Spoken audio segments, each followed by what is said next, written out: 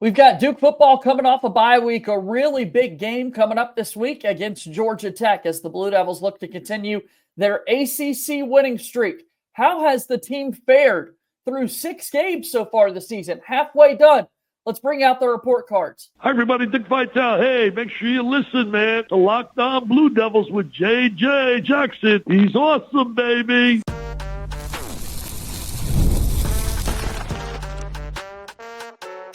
You are Locked On Blue Devils, your daily podcast on the Duke Blue Devils. Part of the Locked On Podcast Network, your team every day. Hello, everybody. Welcome into another episode of the Locked On Blue Devils podcast. My name is JJ Jackson. Thank you so much for being here with us today on the show. We're going to have our pal Josh Cox from Duke Football Talks Section 17 podcast joining us here on the program as we will get set to discuss Duke football and how things have fared through the first 6 games of the season. Duke's got a massive one coming up this weekend against Georgia Tech as the Blue Devils are trying to get themselves in a really strong position to compete for an ACC title at the end of the season. If you haven't done so already, please be sure to follow and subscribe to Locked On Blue Devils for free, wherever it is that you get your podcast. Go ahead and be sure to leave us a 5-star rating and written review. You can watch our show each and every day on YouTube. So subscribe to our YouTube channel, like this video, share it with your friends. Let's keep growing the numbers here in the world of Locked On Blue Devils. So without further ado, the aforementioned Josh Cox, longtime friend of the program, back with us here. Hey, man, I hope you're doing well, and I hope you enjoyed the bye week without football. I guess we're going to get to experience this very soon once again, but a weekend without Duke football. Hope you're doing well. Yeah, no doubt, JJ. It's been a while, man. I think it's been 3 weeks. I've been saying no every time. There's been some sort of scheduling conflict every single time that we've talked. And so it's good to be back, man. There's been a lot that's taken place since the last time I was on. But, yeah, it's really good to be back. And, yeah, like you mentioned, having a bye week and then, getting another bye week coming up is definitely – it's weird, but hey, I'm not complaining. Yep, here we go. So the team, 6 games done now, and as we turn our attention to the second half of the season here, halfway home, figured we kind of give some report cards around the field. I guess I'm podcasting on the fly here. Midterm would probably be a little bit more appropriate here with what we're seeing from this team halfway through the season. I want to start defense. We'll start on Manny Diaz's side of the football. And Josh, you look at the last 3 weeks and these wins that Duke has had, forcing turnovers, getting after the quarterback. It's really hard to find bad play from this defense. Yeah, they definitely have turned it on. I mean, I think early in the season, you saw a ton of missed tackles. And even in that NC State game, I believe Pat Key said there were 23 that they recorded missed tackles. But the Syracuse game and then this Cal game, you really saw the defense button up. And, obviously in the Cal game, they just had to figure out a couple of things. Obviously, JKS was, he was really good, right, for the first quarter and a little bit into the second quarter. But I think Duke started manning up a little bit more on the outside, not just sitting back in the zone, and made some adjustments. And, yeah, the defense has been incredible over the last – let's call it for sure incredible over the last 2 weeks. They've been good over the last 3 weeks. Yeah, and the first 3 weeks, not serviceable. I mean, just no turnovers that they were able to force. Had one in that Tulane game, but still no victory for Duke in that one. Obviously the recency bias is going to add into this, but I do think what we've seen recently is more of the norm. Like, it's more of what you should expect out of the Duke defense this season, right? Oh, for sure. I mean, this Manny Diaz prides himself on, creating chaos and havoc for other teams. And that includes obviously sacks. That obviously includes tackles for loss, but it includes takeaways.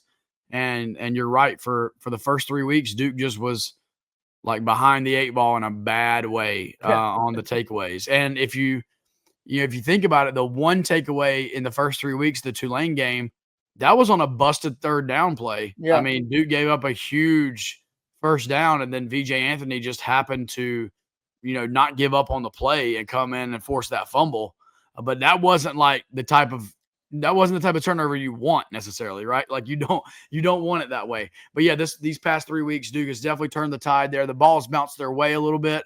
I think there's a little bit to be said for that.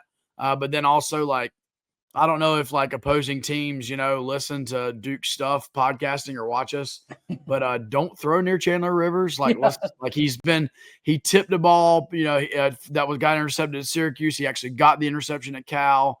Like, anyway, just stay away from the guy. There's a reason why he's the best, in the conference at what he does. His interception at Cal was really impressive, where he's almost just hiding in between coverage there and able to kind of backpedal a little bit and come away with it. You know Coach Diaz quite well, Josh, and familiar, obviously, with his work over the years as a defensive coordinator. Injuries have been a big thing for the Duke defense, unfortunately, over the last few weeks. Saw that in the Cal game. You've got the targeting call that takes out another player as well. When you're watching Cal late night, in between quarters, Stormy Batami from ESPN asks Manny Diaz about their performance. He's saying they're drawing things up on the sidelines in the midst of the game. And from that moment, they didn't give up any points, man. I was like, what? Do this every time, I guess. I mean, hey, if this is the way we work on the fly, then let's work on the fly a little bit more, right?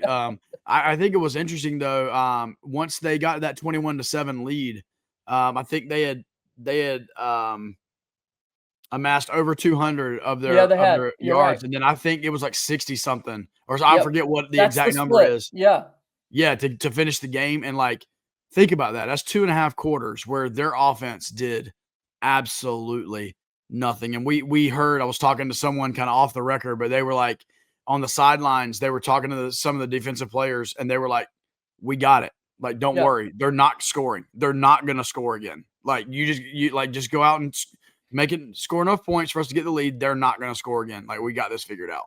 And I mean, to do that when you're down to, a true freshman and your second true freshman, linebacker after losing Bradley Gompers, to the ejection, you're down to Elliott Sheppard. Obviously, listen, the kid can play. Yeah. I mean, he showed it. The kid's got speed. He played an intelligent game. 1.5 sacks. I mean, it was really cool to watch. But the only thing that made me nervous was like, if he goes down, what in the world? Like, I didn't know what was going to be next there. But yeah, I mean, pretty incredible performance on Saturday. All right, so Sunday morning. Yeah, exactly. Sunday morning with how late that one was going. So midterms here, halfway through the season, as we look at this defensive unit, Josh, we talked about the first 3 games, not as great. These last 3 have been excellent for Duke. If we were to, our 3 levels of the defense, the line, the linebackers, the secondary, you go gold, silver, bronze of the unit. I think I'd work my way back almost in that order, where I think you give the gold to the defensive line. The injuries, I think you bump linebackers back into that 3rd tier. That's where some of the issues might have been for Duke, and then a silver medal to the secondary. Am I right, or how would you kind of position that? Yeah, I think the undisputed answer is the gold is the defensive line. I mean, you've seen Wesley Williams come on late, and then obviously for the entire season, you've seen VJ Anthony just be that guy. And so and that's not, nothing. That's not taking anything away from Josiah Green and Aaron Hall, who's also played well. Some big pluggers in there too. Yeah, Tyshawn Reed, Kevin O'Connor. You know what I'm saying? Like, we could go down the list of Kobe Smith. Yeah, like seen Bryce Davis too. Yeah, for sure. So defensive line. I guess maybe I could make the argument for linebackers getting that second, and that's only because of the way that they really played in this Cal game. And once again, it's probably recency bias, knowing they were down to their last rotational player. And then also we have to be honest about the secondary. Like, as good as Chandler Rivers has been in the secondary, as good as Caleb Weaver has been, really ball hawking, tackling well.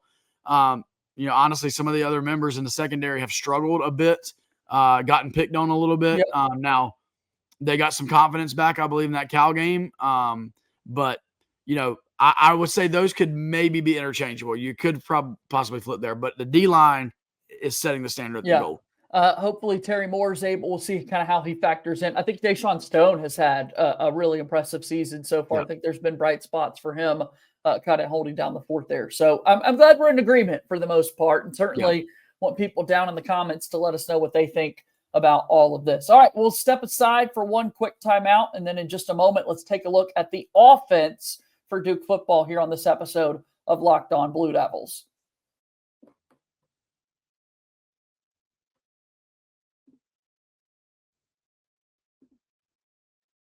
This episode here today is brought to you by our friends over at Wayfair. The holidays are going to be here before you know it, which is exciting. But getting your home ready for guests and celebrations can feel like a lot. Maybe your serveware needs a refresh or the guest room could use new bedding. Wayfair has everything you need to get your home holiday ready, from Christmas trees and wreaths to bedding, cookware, outdoor inflatables, and so much more. Wayfair is your one-stop shop for every room in the house. Wayfair makes it easy to personalize your home for the holidays with a huge selection for every style and every budget. And with free and easy delivery, even on the big stuff, you can get everything you need without the hassle of huge delivery fees. I've recently been able to order new living room decor to get set for the festive holiday season, and it looks amazing, and it got here in no time. Get organized, refreshed, and ready for the holidays for way less. Head to wayfair.com to shop all things home. That is WAYFAIR.com. Wayfair, every style, every home, a proud sponsor of Locked On Blue Devils. Our show today is also brought to you by our friends over at FanDuel. The NFL season is here, and FanDuel has an offer you don't want to miss. Right now, new customers can bet just $5 and get $300 back in bonus bets if you win. That's right. Pick a bet, put down $5, and if it hits, you'll unlock $300 in bonus bets to use across the app. Really fun and exciting Monday Night Football games that we saw last night between the Bills and Falcons and then the Bears and Commanders. And I was able to follow along and get in on the action live with FanDuel. Also, looking ahead to this weekend, Duke hosting Georgia Tech at home in the big football game we're talking about here. Duke favored by 1.5 points right now over at FanDuel. So what are you waiting for? Visit FanDuel.com to download the FanDuel app today and get started. FanDuel is a proud sponsor of Locked On Blue Devils.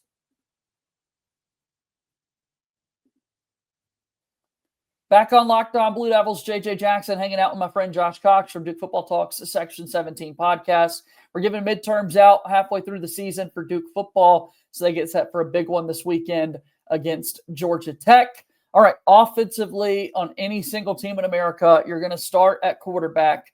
Duke is certainly doing that when you think about the money that they have spent to bring in said quarterback, and Darian Mensah has lived up to the hype. He has been unreal through 6 games this season, Josh. Duke spent money on their quarterback? I hadn't heard any. You haven't heard that? Yeah. Not heard a peep talking about it, man. Yeah. No, listen, I don't know what to say other than like as good, better than expected. Is he perfect? No. But like, man, does he do the things that we were told that he was going to do? Yep. Does he extend plays and allow his receivers to get open? You better believe it, right? Is he quick with making decisions? Yes, you better believe it. Okay. The negative, sometimes does he hold on to the ball a little bit too long and take a coverage sack? Yeah, he does. But I'm telling you, man, the way he makes throws on the run, especially moving to his right, the way he is accurate without having his feet, having to be set perfectly. And honestly, the way that at least in that Cal game, the way he seems to be like leading that offense and that team. Listen, 15 touchdowns, 2 interceptions. I mean, what more could you ask for as a Duke fan? Leading the ACC in touchdowns, in yardage, like 69. I've got it right here, I believe. Let's see, his QBR is 78.7, which is 20th in the country. 1,838 yards, 15 touchdowns, 2 interceptions. I wanted to get his completion percentage because 69.8. He's almost at 70%. Job well done, man. Like, give it up, man. That guy. 6 more games of this, and all good. He's a baller. It's been so much fun watching him. I think we've talked about this before, but I love that while the running hasn't necessarily been there, every time he's out of the pocket, his eyes remain downfield. Like he just wants to be able to throw the football and find the open man. Like that's so many times feels like you might just tuck it and run.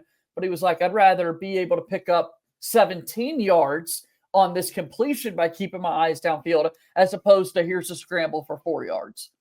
Yeah, to that point, two points I want to make about that. The first point is there will be a time, this year, though, in a big game against a big opponent. It might happen in this Georgia Tech game coming up Saturday. But there will be a time when he's out of that pocket that he's going to need to go get 4 or 5 yards, and he's going to need to take the hit, and he's going to need to go dive forward. And I think he's prepared to do that. He's obviously got the skill to do that. But there will be a time. I mean, he took a coverage sack. I think it was a Syracuse game potentially. But it was like, man, just toss the ball out of bounds. Like, just get it past the line of scrimmage. Like, there's no reason to take a 4-yard loss. Like, just go ahead and just toss it. And so a couple just of little the fumbles like the fumbles he had in the Illinois game, some of that Correct. was, I'm looking down, I'm not really aware of. I'm not aware of what's going on. Yeah. Run. So that, but on a positive, like in this Cal game, some of the windows that he was able to put the ball in, it was next level. I mean, the pass to Queso, where he was literally backpedaling, and he just like finessed it in between 2 or 3 Cal defenders. I mean, the throw to Cooper Barkate where he mossed Massa or whatever, like that's an incredible throw. And I mean, Duke fans don't want to hear this, but like the next level, like those scouts are watching football, folks, and they're watching. And Darian Mensah is on the radar. Yep. He's absolutely on the radar. He is draft eligible. So if he makes the decision to go to the NFL draft, we don't want that to happen. We don't want it to happen for sure. But listen, you can't be nominated for the Johnny Unitas Golden Arm Award. You can't lead the ACC, which is historically a strong quarterbacks conference, #1 overall pick last season. You've got Carson Beck, all these ballers. You can't lead the conference and not get the recognition and not get the talk about, hey, what's this going to look like at the next level? Yep. All right, running backs, as we look at the offense, in some ways I find it a little similar to the defense. And, the first part of the season wasn't the best. It's really come on. The position group as a whole has certainly done that for the running back room. But also what's so fascinating is in the preseason and the first few weeks, it's Jacquez Moore and Peyton Jones. Like that's who you want to talk about, the known commodities for Duke. And yet here we are, you look at the running back rooms, it was the unknown guys, the newbies on the squad, and Anderson Castle and Nate Sheppard that have really taken that room by storm. They've been awesome as of late. I mean, look, I don't know what to say other than Nate Sheppard. I mean, prove me wrong. So I was on our podcast. I was probably on here saying, hey, I know they're talking a lot about Nate Sheppard, but we've heard them talk about true freshman running back in the spring before, and they've never gotten snaps. So don't expect much. Right. Temper your expectations. Yeah. Well, let me tell you something. Your boy was wrong. Like, I mean, Nate Sheppard is that dude.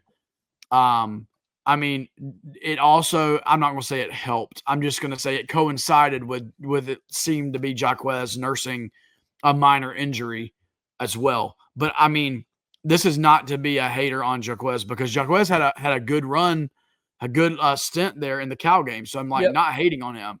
But if you put those two guys and you put them side by side and run the same play, Nate Sheppard is he's just a talent. Yep. That's just, there's nobody else in that room like him. And then I believe Duke really said, listen, if we're gonna win football games, right? If that's what this is gonna be about, then we got to be able to pick up 3 and 4 yards at a time, no matter what.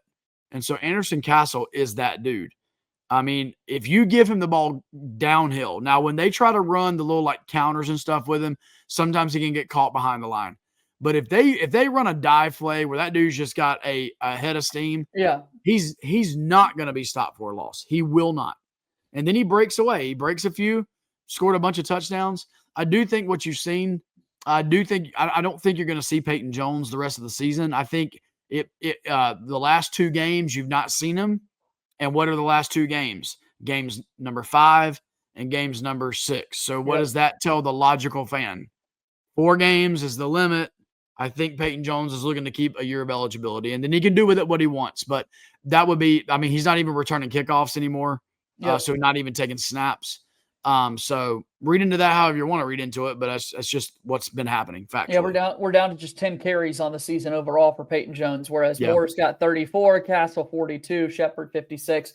When Sheppard gets the football, Josh, instantly you blink and it feels like he's already got 4 yards at least. I mean, he is a blur with the football in his hands, and it has been so fun to watch. He's a kid too. I mean, he's a freshman. He's 18 or 19 years old, however old he is. He busted his knee up last year. I think he tore his ACL in high school. And like here's this kid running people over, like scoring touchdowns, like literally trucking guys. Yep. And then having the breakaway speed. So hey, listen, once again, this is going to be another test of Duke's ability to retain its players. Yep. Because you can guarantee LSU was all over this kid before he got hurt. And you can guarantee programs like LSU are going to come calling again. Yeah. And you're hoping that Duke's going to be able to, do what they have done really well, and that's retain people. Yeah, the in-state team there for him, being the Louisiana native, we'll see how appealing of a call that could possibly be. But that's getting ahead of ourselves. I'm excited about what Sheppard's been able to do, complementing Duke in the running department with what Mensah has been able to provide through the year and that sort of thing. All right, offensively, still got wide receivers, still got the offensive line to kind of dive into here for Duke. So we'll do that after we take our last break here today on Locked On Blue Devils.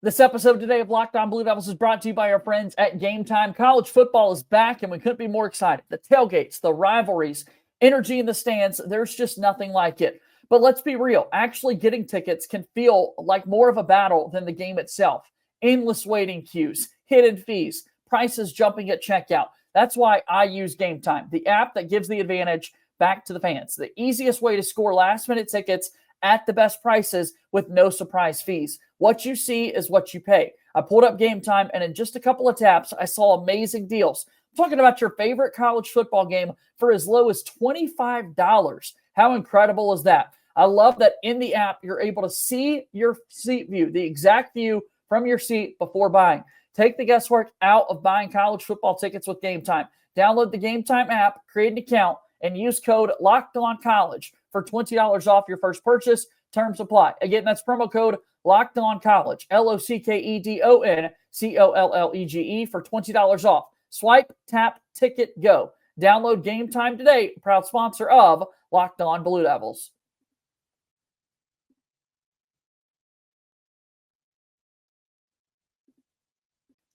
Josh Cox hanging out with me here today on Locked On Blue Devils. Midterms for the offense. Talk quarterback and running backs. We've got more to go here. Receivers and offensive line. Tell me where you want to go first, Josh. Well, let's save the receivers for last because talk about the big fellas, man. They deserve some love. The big boys. So obviously coming into this season, Duke had more continuity on that line. Jordan Larson being the only new guy, and that was only because Micah Sahakian went out with an injury that's going to take him out for the whole season. And so this line came in with more continuity. I think mirroring the run game, the first couple of games of the season, they were not really run blocking well. And honestly, that was kind of what we complained about. Not complained about, but that's what we observed last season as well. They would probably say we complained about it. I have it on good personal conversations that they're like, yeah, man, everybody gave us a hard time last year. So anyway, but this season, especially these last 3 games, they have just found it. I mean, there's some of the blocks, if you really look at a couple, like Anderson Castle, one of his breakaways, I think it was Matt Craycraft, got second level and just destroyed this linebacker on one of Castle's long runs. This past weekend, the last weekend with Cal, you had Justin Pickett, like I believe played the best game I've seen Justin Pickett play. Agreed. And then you've got like Mr. Consistency in Brian Parker. I mean, that's Mr. Draft Pick, Mr. PFF All-Star. Like he is that dude. And Bruno, man, like once again, I don't like being critical of specific players. Yeah. So to not be critical of last season Bruno Fina, but this season Bruno Fina is decidedly better. He has improved. Another year under his belt, another year of maturity, another year of Feely. And Bruno is really, really shoring up the left side of that line. So I give the offensive line a really good grade, especially because these last 3 weeks. And then they've also done their job that they really did well last year as well, but that is keeping the quarterback off the ground. Yep. We mentioned Darian taking some sacks. He is not taking sacks because the offensive line is allowing the pass rush. That's important to He's note. taking sacks because he's holding onto the football, trying to make plays. There's a big difference. Yep. And I'll be honest with you, last year, obviously Malik Murphy did not get sacked that often, but I think you and I and anybody that has half a brain that was watching football last year knew that Malik Murphy threw that ball as soon as he caught it, like first read, it was coming out, and he had a strong enough arm where he could get away with it most of the time. But that offensive line didn't have to block but for about 0.75 seconds. Now they're having to hold those blocks for 3, 4, 5 seconds, and they're really doing a good job, even though they're probably giving up a few more sacks than what they did last year. Does that make sense? It does. Yeah, I certainly agree. I think this offensive line, both departments, pass blocking, run blocking, have been exactly what you want them to be. And if that's the case, you feel good. If you win the trenches, you're going to win a whole lot of football games. And I think that was one of the big reasons why Duke was able to climb out of a 14-point deficit at Cal, is because Cal wasn't able to create any big plays sacking. And when Duke has had trouble, if you can make sure you're not having the negative plays offensively, you're just in a better spot. I mean, that's just the basics when you look at it at the end of the day. All right, how about these skill guys, wide receivers, tight ends? There's a lot of them, Josh, that are already making plays. 143 completions on the season for Darian Mensah. And I bring that number up because it's not like 143 completions are going to one guy. He is spreading the love. Is it 12 or 13? I think it's 12. Yeah, I think it's 12, 13. 13 different receivers. So I'll group in the tight ends with the receivers. I know, old school football, you group them in with the offensive line. New school football, we're doing this. That's what let's put tight ends in there. But I mean, last season you lose the likes of Jordan Moore, legend, Duke legend, Eli Pancol, Nicky Dalmolin, among others. Yep. But those are the main three. And you're wondering, what's this going to look like? You land Andrew Anthony in the portal, obviously highly touted Michigan and Oklahoma.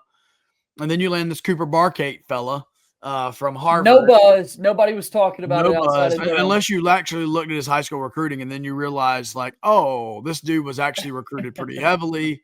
But anyway. Yeah. And then Landon King, a late addition kind of tight end from Utah. Didn't even get to practice at the beginning of fall camp and came in, I think, a week late or so to practice. But let me tell you something, JJ. This receiving core, the 50-50 balls that they are catching, I mean, even a kid like a Chase Tyler, who's not getting a ton of looks, has made 2 or 3 contested catches that are just insane. Yeah. And then you have Mr. Steady, Samir Hagans. He's in his final season. He's scored touchdowns. He's just been a steady rock wherever he gets the ball. It's a good thing. You've got the speedy, twitchy Queso that's having a great season, had a really solid game, over 100 yards receiving. In the Cal game, has that nice over-the-shoulder grab for the touchdown. And Andrew Anthony, to be honest with you, has been a little bit I'm not going to use the word disappointing, man. I don't like to say that about these players. I don't believe he's played up to the standard that he is going to be able to play to for the last 6 games of the season. I do believe he was still trying to get his body where he wanted it to be. And so I believe you're going to see – you saw some glimpses of it in the Cal game. But Cooper Barkate. Cooper Barkate, I got to give a shout out. There was a guy internally, not a coach, but an internal guy on the staff who texted me during fall camp. And he said, hot take, Cooper Barkate will be our wide receiver 1. And I was like, well, I've heard good things. I've heard he's fast. He's like, oh, he's not just fast. He knows what he's doing. He's got great hand, all this stuff. Listen, Cooper Barkate just got Bolitnikoff Award nominee this past week. He's up there in the tops of the ACC in multiple categories. And he's had like 4 or 5 legitimate drops. Yeah. Like drops. And he's had another 4 or 5 where Darian threw the ball about 12 inches too far outside and he didn't get his toes down. It could be even better. Right. Yeah. I mean, the touchdown against Cal was incredible. Anyway, Cooper Barkate, I know we're not giving individual grades. Yeah. But that dude gets an A, and the only reason he's not getting an A+ is because of the drops. Yeah. But that dude. So anyway, he's a winner. To think about what Duke lost in that room, and then Jeremiah Hazley, Landon King, the play that Jake Taylor had in the Cal game, that first down that Duke got with him, incredible. So, I mean, to think of what Duke lost last season and to come into this season a little bit with some question marks, the wide receiver room has over-delivered, and that's news and music to Duke fans for sure. I think they're big winners. I mean, Cooper Barkate, 26 catches, 475 yards, 4 touchdowns. Quayshawn Brown has 27, so 1 more catch, but 75 less yards and 1 score, and then 4 touchdowns for Samir Hagans. It has been an all-in-all very, very impressive unit for Duke. All right, before we get out of here, Josh, do want to give some love, not necessarily to the special teams units as a whole, because that could be a little bit of a larger conversation. But how about we can do a whole pod on our yeah. How about? Oh, by the way, I got to give my grade. Yeah, go for it. Offense grade. Offense grade's an A. A. I think offense so. grade's an A. Yeah, I'm all of them. I give them all A's.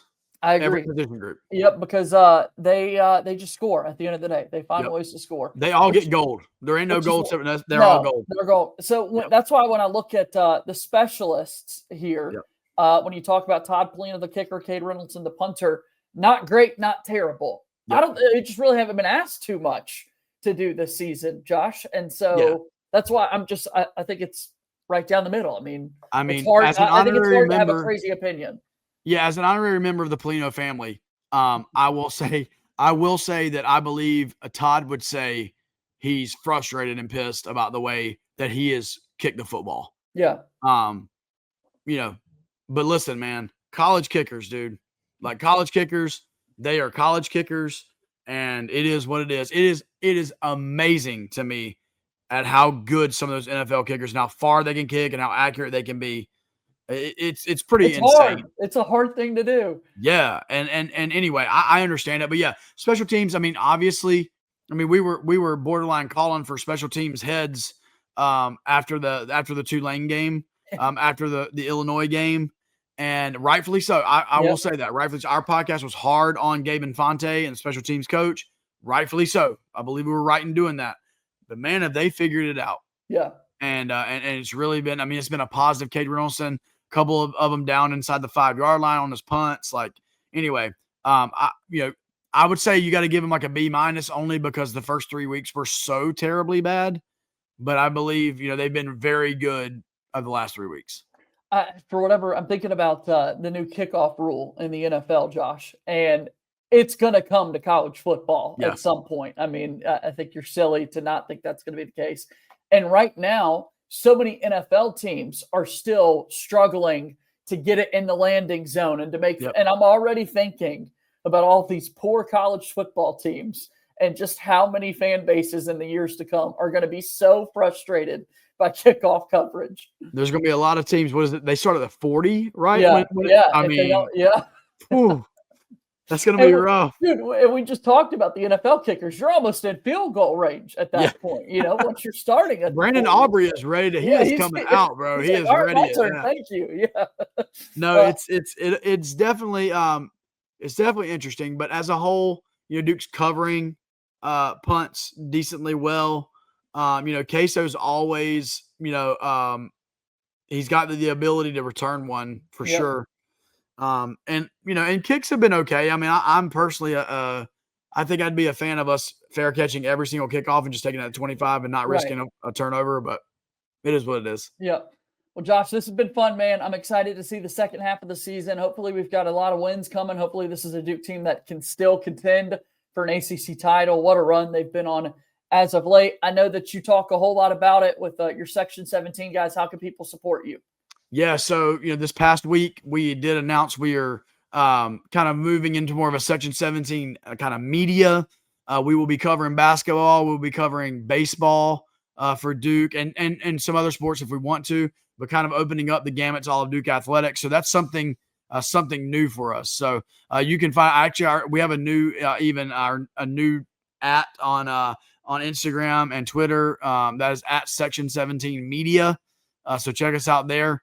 Obviously, Section 17 podcast still the same. You're going to find that everywhere.